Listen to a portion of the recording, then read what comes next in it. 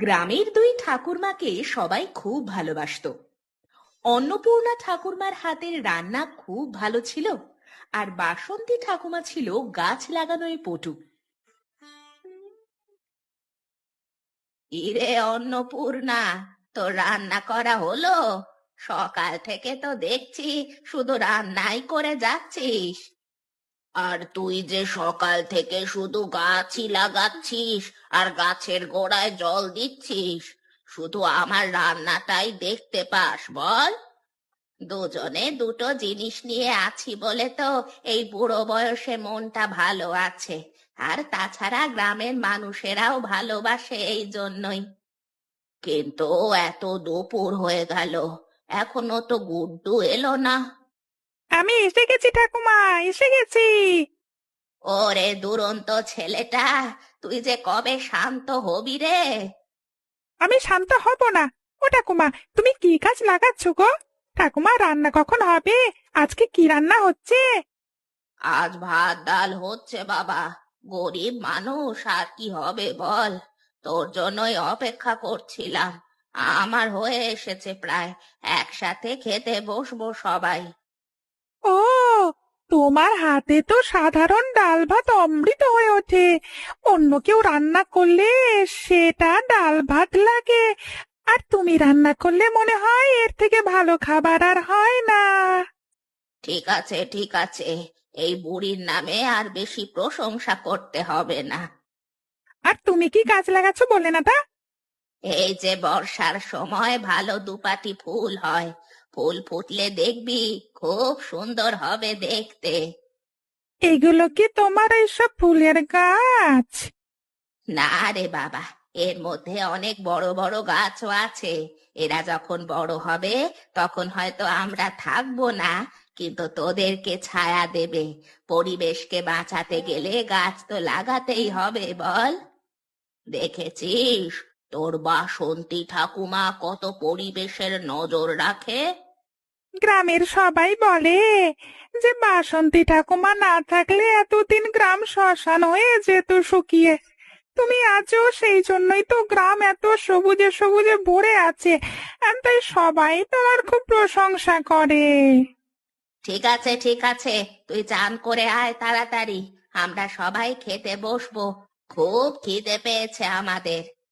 হ্যাঁ, আর দেরি করিস না, তুই দৌড়া।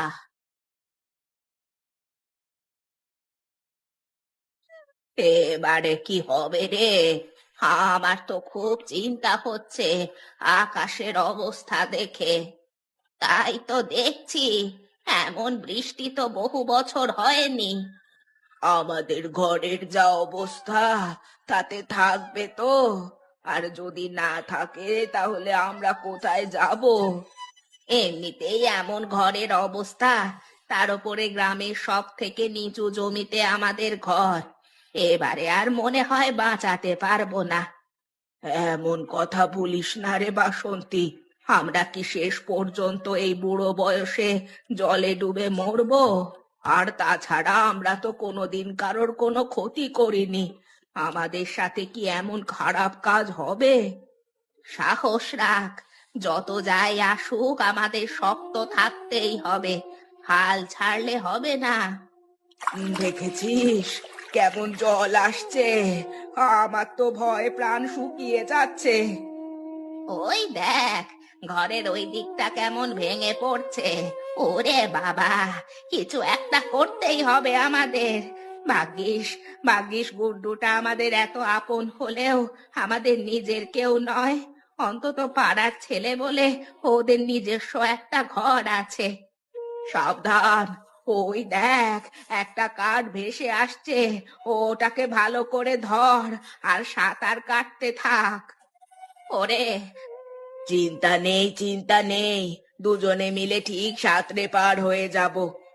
এইটুকু জায়গা যে করে হোক পার করলেই গ্রামবাসীদের মধ্যে পৌঁছাতে পারবো। হ্যাঁ, আর ওরা আমাদের এত ভালোবাসে, নিশ্চয়ই আমাদের সাহায্য করবে, আমাদেরকে নিশ্চয়ই আশ্রয় দেবে।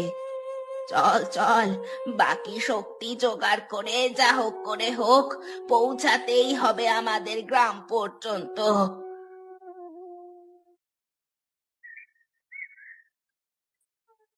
বাবা, বড় বিপদে পড়ে আজ এসেছি তোমাদের কাছে। এতদিন তো তোমাদের গ্রামে থেকেছি, কোনোদিন কিচ্ছু চাইনি। আজ আমাদের একটু আশ্রয় দেবে? বাবা, এতদিন আমরা রান্না করে আর গাছ লাগিয়ে এই গ্রামকে এবং গ্রামের মানুষদেরকে ভালোবাসা দিয়েছি, কিন্তু আজ এই বৃষ্টির মধ্যে আমাদের নিচু জমির ঘর ভেঙে জলে ভেসে গেছে। আর আমরা কোনো রকমে এই বুড়ো বয়সে খাবি খেতে খেতে তোমাদের কাছে এসেছি। আমাদের একটু আশ্রয় দেবে বাবা? আমরা যে সব কিছু হারিয়েছি। দেখো দেখো, আমরা সবাইকে এখন ছেলে খেলা করছি নাকি? তোমরা দেখতে পাচ্ছ না আমরা এখন সবাই বিপদের মধ্যে আছি? আরে তোমাদেরকে থাকতে দিলে আমরা যাব কোথায়? নাকি তোমাদেরকে থাকতে দিয়ে আমরা মানে বউ বাচ্চা নিয়ে তোমাদের মতো ভেসে বেড়াবো কি গো? যাও যাও, অন্য কোথাও গিয়ে ভিক্ষে যাও। অন্য জায়গায় যাও তো এখান থেকে। এখানে কোনো আশ্রয় হবে না। সব আমরা তো ভেবেছিলাম তোমরা আমাদের এত ভালোবাসো, আমাদের সম্বন্ধে এত ভালো ভালো কথা বলো, তোমরা আমাদের আশ্রয় দেবে। আর তোমরা কিনা এই বিপদের সময় এমন উদাসীন আর অবজ্ঞা করছো আমাদের। তোমরা কি বুঝতে পারছো না যে আমরা এই শরীরে আর কিছু করতে পারবো না? তোমরা কি চাও আমরা কি এভাবেই মরে যাই? দেখো, এরকম বর্ষা বাদলের দিন আসলে গ্রামে অনেক লোক মরে। আর তাছাড়া তোমাদের যথেষ্ট বয়স হয়ে গেছে, এই বয়সে এত বেঁচে থাকবার শখ কেন? যা যা, দূর হয়ে যা। চল বাসন্তী, এখানে আমাদের কেউ আশ্রয় দেবে না। আর পারছি না রে, মানুষ যে অসহায় মানুষের সাথে এমন স্বার্থপরতা করতে পারে সেটা আজ বিপদে পড়েই জানতে পারলাম। সত্যি কথা, মানুষ হচ্ছে পশুর জাত, না হলে ওদের মা ঠাকুমার বয়সী দুজনকে এইভাবে ফেলে দিতে পারে? স্বার্থ ফুরালেই ওদের কাছে সবাই পর হয়ে যায়। এখন ওরা বুঝে গেছে যে আমাদের ঘর ভেঙে গেছে আর আমাদের সব গাছ ভেসে গেছে, তাই আমরা আর ওদের গ্রামে কেউ বাঁচাতে পারবো না, আর ওদেরকে খাইয়েও আনন্দ দিতে পারবো না। আর কত দূর, আর যে হাঁটতে পারছি না, আর মনে হচ্ছে চলতে পারবো না, এখানেই পড়ে যাব। না, আমাদের সাহস রাখতেই হবে। এখানে যদি এভাবে পড়ে যাই, কেউ আমাদের বাঁচাতে আসবে না, আমরা এখানেই পড়ে মরবো। তোমরা কারা ঠাকুমা? বিপদের সময় এরকম ভাবে রাস্তা দিয়ে হাঁটছো কেন? দেখে তো মনে হচ্ছে তোমরা খুব ক্লান্ত, অসুস্থ।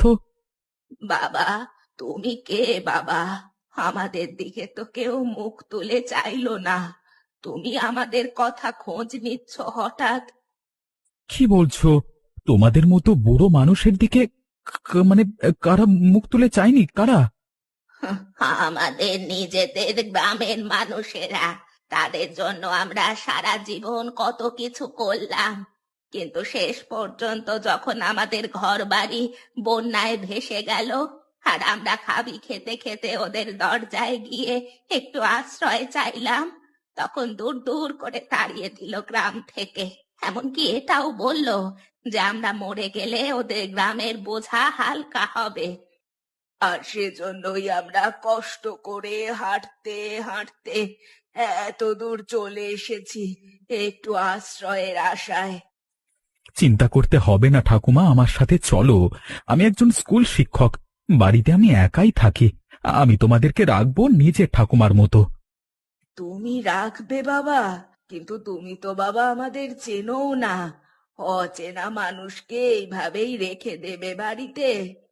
এখন তো চেনা মানুষকেও কেউ সাহায্য করে না, আর তুমি অচেনা লোককে কেন বাড়ি নিয়ে যেতে চাইছো? আমি একজন শিক্ষক, মানুষকে ঠিক ভুল শেখানোর দায়িত্ব আমার। আমি তো আর সমাজের সাধারণ মানুষের মতো ভুল করতে পারি না। তাছাড়া আমার নিজের ঠাকুমাকে আমি কোনো দিন দেখিনি। তোমাদেরকে দেখে আমার নিজের ঠাকুমার কথা মনে পড়ে গেল। তাছাড়া এই গ্রামের মধ্যে একা থাকতে আর ভালো লাগে না। তোমরা থাকলে আমার ভালোই দিন কাটবে।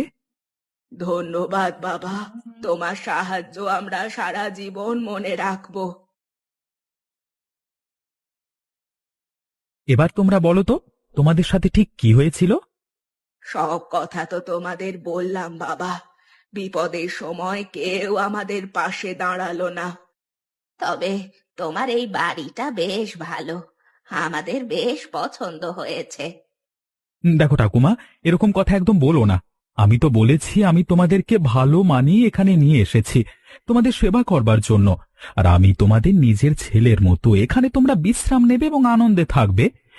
হ্যাঁ, আর সত্যি তোমাদের দেখে বুঝতে পারছি যে আজকালের সমাজে ভালো কাজের কোনো দাম নেই। তবে একটু খারাপ লাগছে, হয়তো আমরা এসে তোমাদের ব্যাঘাত ঘটিয়ে দিলাম।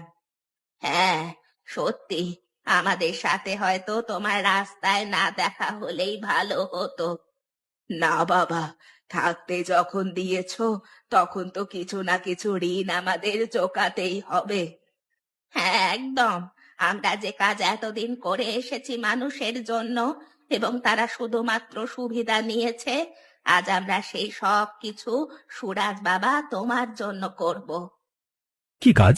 এই বুড়ো বয়সে তোমরা কি কাজ করবে? এখানে কি তোমাদের কাজ করবার জন্য নিয়ে এসেছি? না বাবা, সেটা নয়।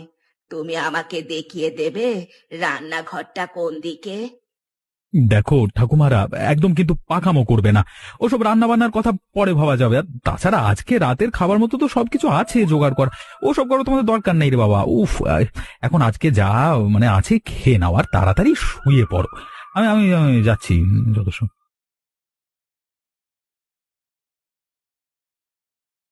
দাঁড়াও বাবা, আমি জানি তোমার আর দেরি হয়ে গেছে। আসলে এই বুড়িদের পিছনে এত খাটাখাটনি করলে কাজে তো যেতে দেরি হবেই। এই নাও, তোমার দুপুরের খাবার নিয়ে যাও। এ কি, তুমি এত ভোরবেলায় উঠে রান্না করছো? আমি ঠিক এই ভয়টাই পেয়েছিলাম বলেই তোমাকে রান্নাঘরটা দেখাইনি, বুঝলে?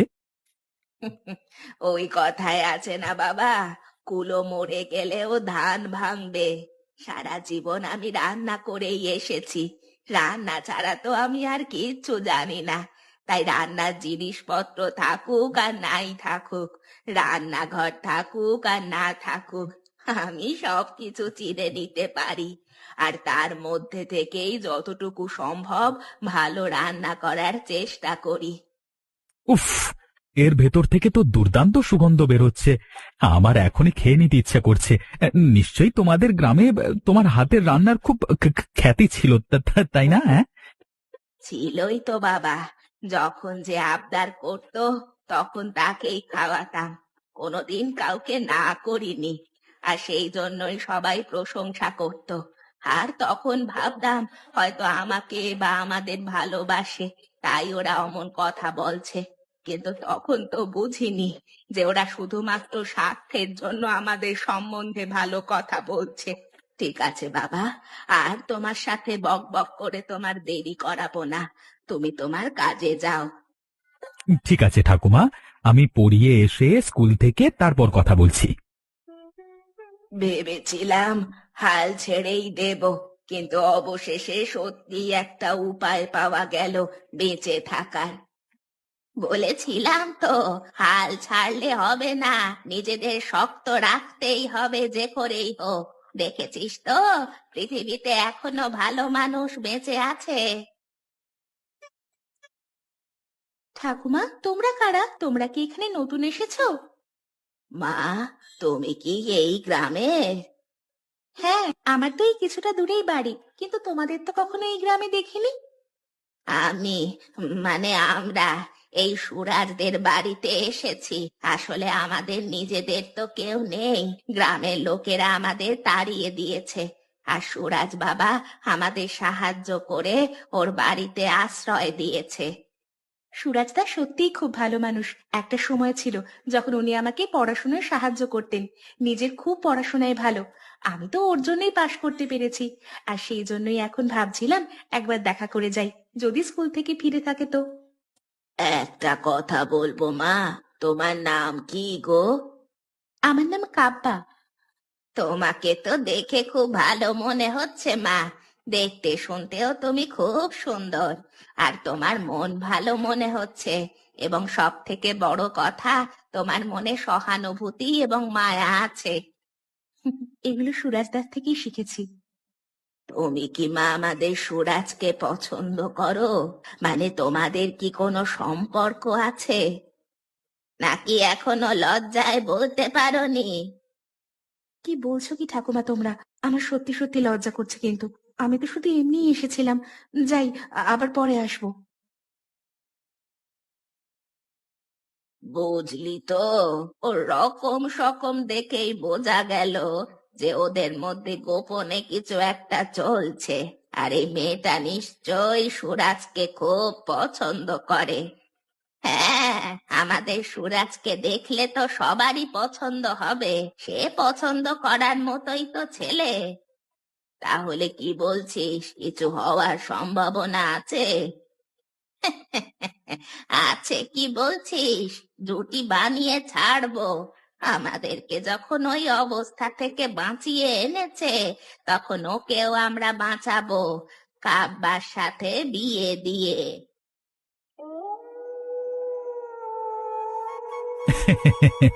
আজ ঠাকুমা তোমার হাতে রান্না খেয়ে মনে হচ্ছিল সত্যি অমৃত খাচ্ছি। আমি জীবনে তো এমন ভালো রান্না কোনোদিন খাইনি, তাই এখন যখন রান্না করেছো রাতে আমার খিদে দ্বিগুণ হয়ে গেছে। থাক থাক, এখন আমার কথা বলতে হবে না। এখন আমরা যেটা জিজ্ঞাসা করছি সেটা বল।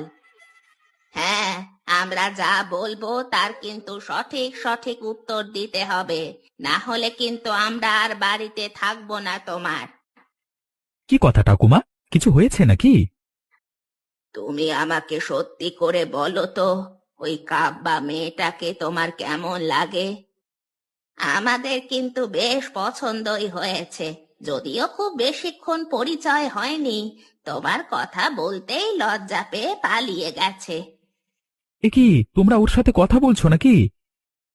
হ্যাঁ, ও তোমাকে খুঁজতে এসেছিল, কিন্তু আমাদের মতো দুটো বুড়ো মানুষকে দেখে পালিয়ে গেছে লজ্জায়।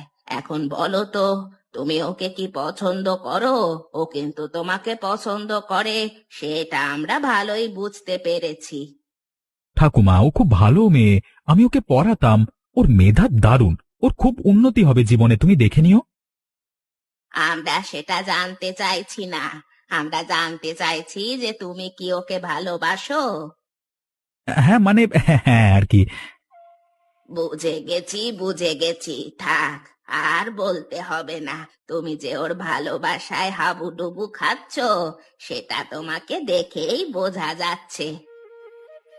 নাও, এখন তোমার অন্নপূর্ণা ঠাকুরমার হাতের বানানো ডালে হাবুডুবু খাও।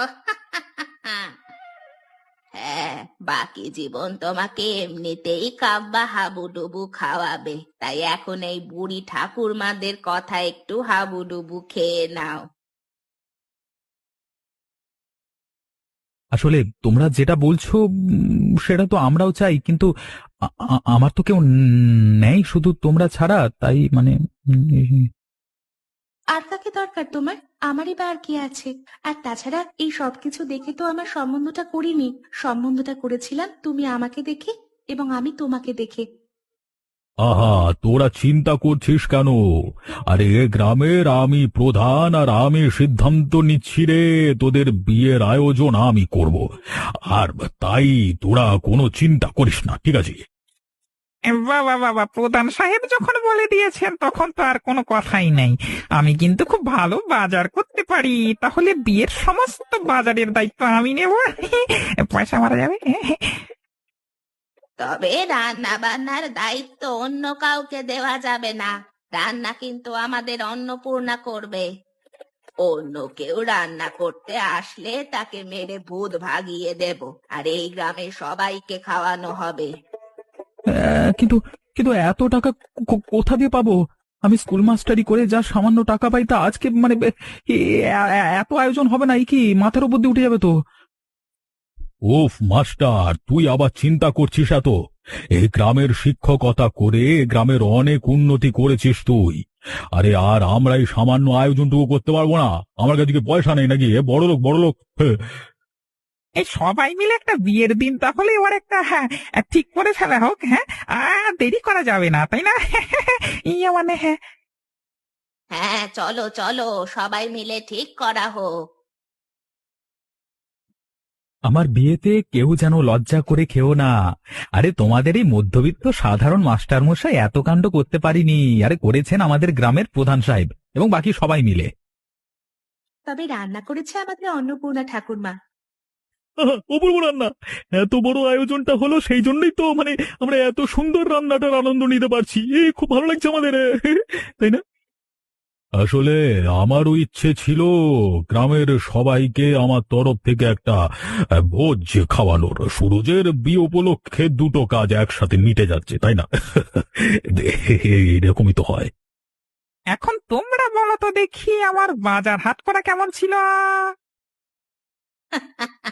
খুব ভালো, খুব ভালো।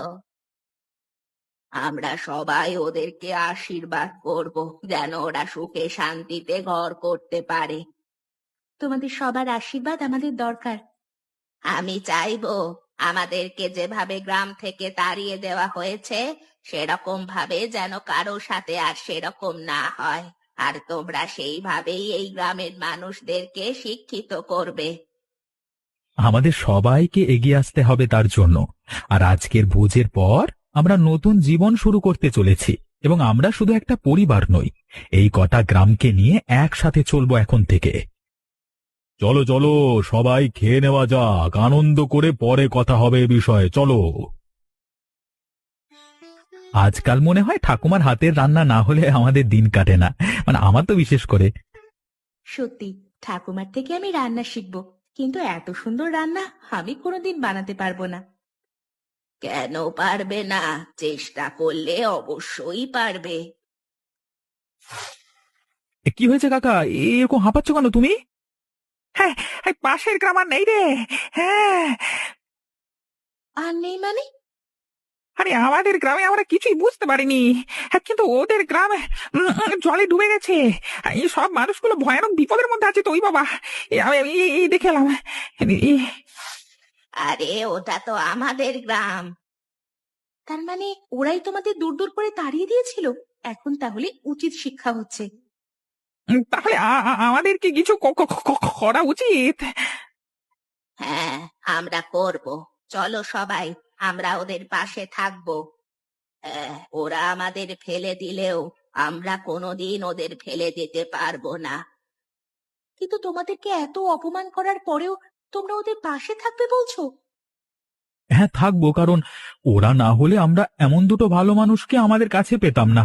আমরা কোনো দিন আমাদের ঠাকুমাদেরকে ওদের কাছে ফিরিয়ে দেব না, কিন্তু ওদেরকে বিপদ থেকে উদ্ধার করে শিখিয়ে দেব যে মানুষ কতটা মহৎ হতে পারে।